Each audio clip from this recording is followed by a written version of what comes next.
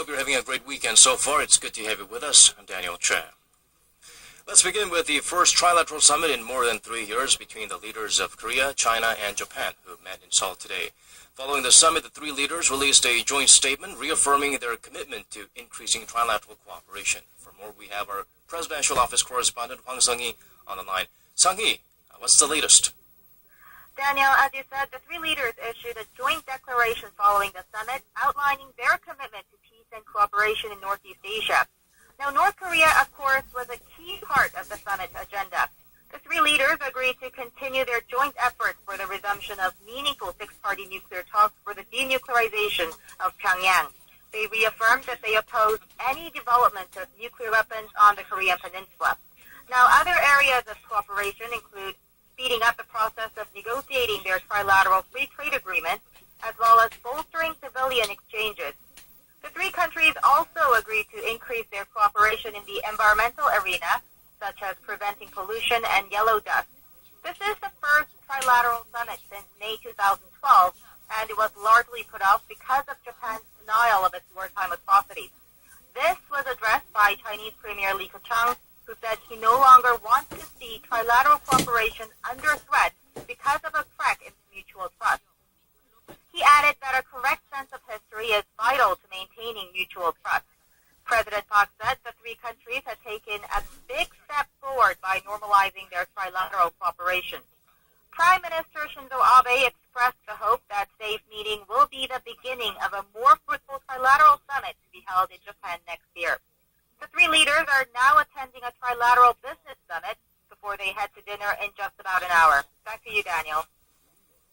Okay, thank you very much for that, Sung-hee. Hopefully that's one of many more to come. That was our Presidential Office correspondent Hwang Sung-hee reporting live on the Trilateral Summit between South Korea, Japan, and China. U.S. Secretary of Defense Ashton Carter arrived in Seoul today ahead of a defense ministers' meeting on Monday. As soon as he landed, Carter made a visit to the joint security area of Panmunjom, where he called for North Korea to end its nuclear program. He also urged the regime to rejoin the six-party denuclearization talks, which involve the U.S., to Koreas, China, Japan, and Russia. We remain committed to achieving that negotiated outcome with North Korea and believe that they should be on the path to doing less and ultimately zero in the nuclear field. Carter is scheduled to meet with his South Korean counterpart Han Min-gu on Monday, where the two will discuss a wide array of issues, including ways to both enhance bilateral defense cooperation between the two countries and counter Pyongyang's nuclear and missile threats. Let's move on to domestic politics. The full leaders of the ruling and opposition parties have agreed to hold a so-called 2+2 meeting this week to try and resolve major points of contention between them. The decision was reached at a meeting on Sunday between the Century Party's Won Yu-cheol and New Politics Alliance for Democracy's Lee Jong-geol. The gathering set for Wednesday will involve the two floor leaders and deputy floor leaders of both parties. The topic on the agenda include Korea's free trade deals with China, New Zealand, and Vietnam, the 2016 budget, and the government's controversial decision to issue a single state-authorized history textbook. And on to the economy. Korea's exports posted their biggest decline in 6 years last month, shattering hopes that the country would reach its annual trade target of $1 trillion. Hwan So-hwa has the details. It's the 10th straight monthly decline and the worst so far this year. Korea's trade ministry said Sunday what used to be the country's main growth engine, exports, came to $43.5 billion in October, plunging by 15.8% from the same month a year ago. That's the biggest fall in 6 years since an almost 21% on-year plunge in August 2009, right after the global financial crisis.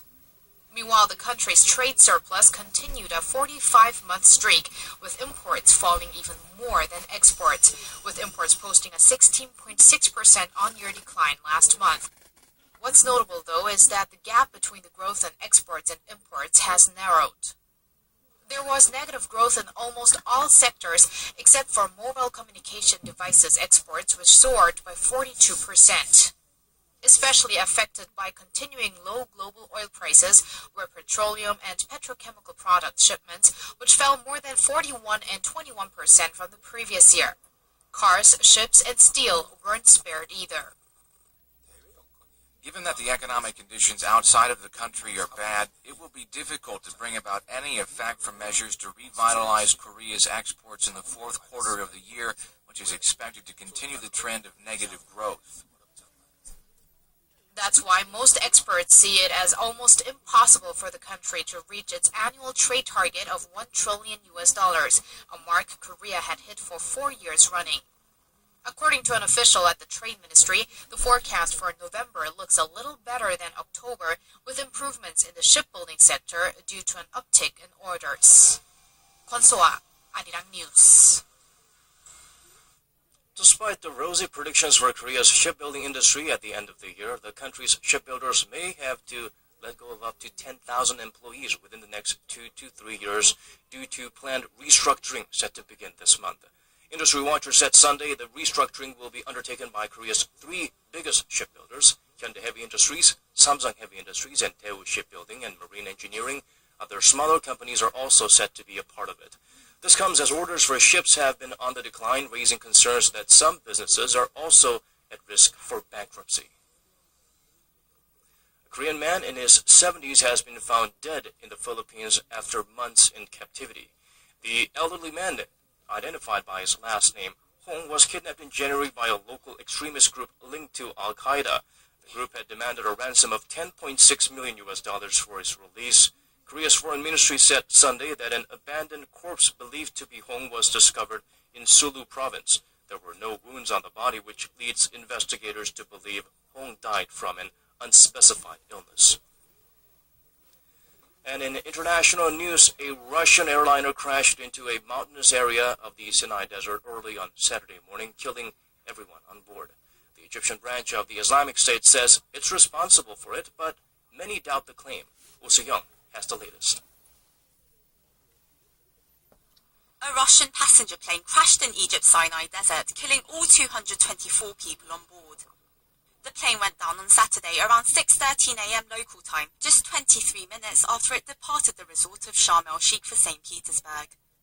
All of the passengers were Russian nationals returning from vacation, save 4 who are Ukrainian, but Russian officials have said at least 1 was from Belarus. A militant group linked to the Islamic State in Egypt has claimed responsibility for the tragedy, saying in a statement it was done in response to Russian airstrikes that killed hundreds of Muslims on Syrian land. However, local officials and international security experts questioned the validity of the claim. Egypt says that there are no signs of terrorism near the crash site, and a technical fault likely caused the plane to crash. Egypt's civil aviation minister said that communications between the plane and air traffic control had been normal, before the plane suddenly disappeared from radar.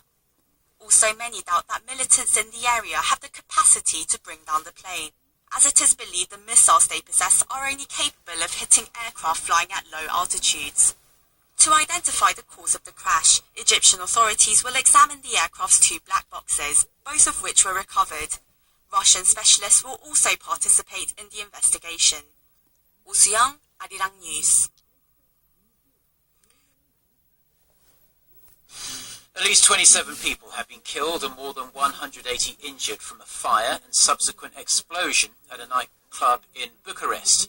Witnesses say around 400 people were at a rock concert at the venue when a pillar and a club ceiling caught fire before the blast occurred. Now, officials say a band's pyrotechnical show sparked the fire. Local reports say clubgoers initially thought the flames were part of the show and did not immediately react. Bars and restaurants in Romania's capital are said to be notorious for their lax adherence to fire regulations. US arms manufacturer Lockheed Martin has retracted an earlier claim that Seoul and Washington are in talks about deploying its THAAD missile defense system to the Korean Peninsula.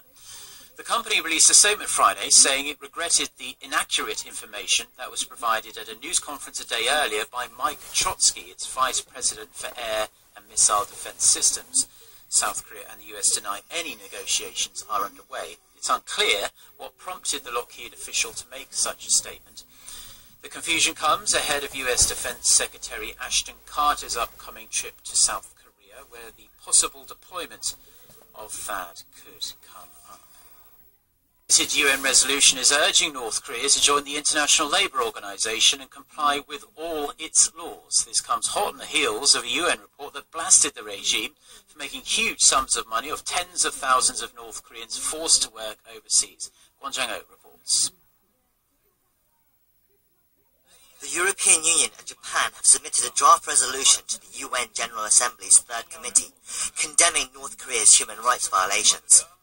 Co-sponsored by over 40 nations, including South Korea and the US, this will be the 11th year such a resolution is adopted, when it is passed in mid-November. But this year there's a call for North Korea to become a member of the International Labour Organization and comply with all labour-related pacts. In previous years, there has been recommendations for the regime to work with the UN agency, but this is the first time that there has been explicit calls for North Korea to join it. This comes amid growing criticism of the North for exploiting tens of thousands. Friday, everyone. Thanks for tuning in to this edition of Business Daily. I'm Lee Ji-yoo. We have a lot lined up for you today, so let's first take a quick glimpse at today's highlights.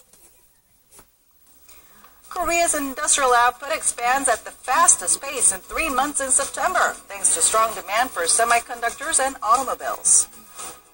China's 5-year plan to chart economic reforms and growth is put under the microscope, while Deutsche Bank is set to shed tens of thousands of jobs. We'll look at some of the top global business news making headlines this week. But first, trade ministers from Korea, China, and Japan held talks in Seoul for the first time in roughly. Korea's industrial output expands at the fastest pace in 3 months in September, thanks to strong demand for semiconductors and automobiles. China's 5-year plan to chart economic reforms and growth is put under the microscope, while Deutsche Bank is set to shed tens of thousands of jobs. We'll look at some of the top global business news making headlines this week. But first, trade ministers from Korea, China, and Japan held talks in Seoul for the first time in roughly 3.5 years in hopes of spurring trade and discovering a new direction for economic cooperation. Korea's Minister of Manufacturing, gas, and electricity industries grew nearly 2% on month, a huge leap from the mere 0.2% gain in August, as demand for semiconductors and automobiles increased. But despite this positive data, the Bank of Korea's monthly manufacturing sentiment survey showed little change among businesses, with the majority remaining pessimistic.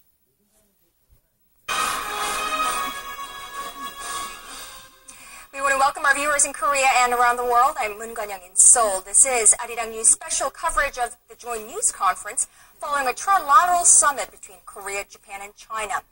Now, the leaders of South Korea, China, and Japan met here in Seoul on this Sunday for their very first summit talks in more than 3 years. This as the Northeast Asian powers struggle to find common ground and bickering over history and territory disputes. We have a live coverage of the press conference ahead, but before that, in the studio with me is Arirang News Foreign Affairs correspondent Song Ji-sun. Now, Ji-sun, we saw high-level contact between Tokyo, China, and Korea, of course, come to a halt more than 3 years ago over history and territorial disputes. Now, this is a summit that comes after 3.5 years, so this must be a positive sign, I would presume. Right, that could either mean that the three leaders had agreed on their joint statements very easily because they agreed on a very similar stance on economic and political and social approaches toward enhancing their cooperation on a regional basis. Because as you can see, it's proceeding with the translation, so that means they only have half of the hour to actually communicate because they have to speak in their own languages, which will then be translated to their other languages. So that means they only talk for maybe 45 minutes of the 1.5 hours. Right. I mean, it was scheduled for 2 hours, but we just learned from the presidential office that it was cut down and the leaders ended their summit after 1.5 hours. And we're trying to analyze whether that was a positive or a negative sign, correct? Right. That could be actually interpreted as a positive sign, as we could hear from their joint statement soon to be announced in a few minutes. Right, so